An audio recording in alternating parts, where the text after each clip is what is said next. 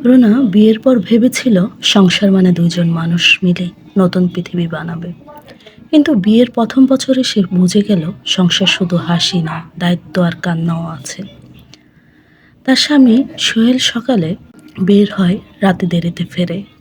ফেরার ফোনটা হাতে নিয়ে সোফার উপর ধপ করে বসে যায়। রুনা চায়ের কাপ এগিয়ে দিলেও সোহেল চোখে তোলে না।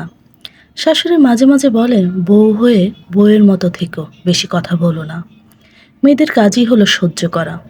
রুনা কিছু বলে না, কারণ সে জানে এখানে কথা বললে সেটা অপরাধ হয়ে যাবে।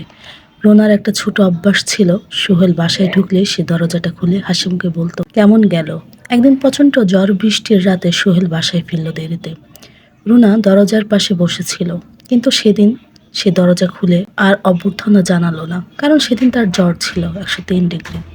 মাথা ঘুরছে, তবুও সে উঠতে চেষ্টা করছিল, কিন্তু উঠতে পারেনি। সোহেল দরজা ঠেলে ঢুকে দেখল রুনা মেঝেতে হেলান দিয়ে বসে কাঁপছে। এক মুহূর্তে তার বুকটা ধক করে উঠল। সে দৌড়ে এসে রুনাকে ধরে বলল, তুমি ডাকলে না কেন। রুনা কাঁপা গলায় বলল, তুমি কি আমার কথা খেয়াল করতে। এই একটা বাক্য সোহেলকে ভিতর থেকে ছিঁড়ে ফেলল, কারণ সে বুঝল যে মানুষটা প্রতিদিন তার জন্য দরজার সামনে দাঁড়াতো, সেই মানুষটা হাসির পিছনে অনেক কষ্ট ছিল। সে কখনোই ভেবেই দেখেনি সেদিন রাতে সোহেল প্রথমবার রুনার হাত ধরে বলল, সংসার শুধু দায়িত্বে চলে না, সংসার চলে খেয়াল আর কদর দিয়ে।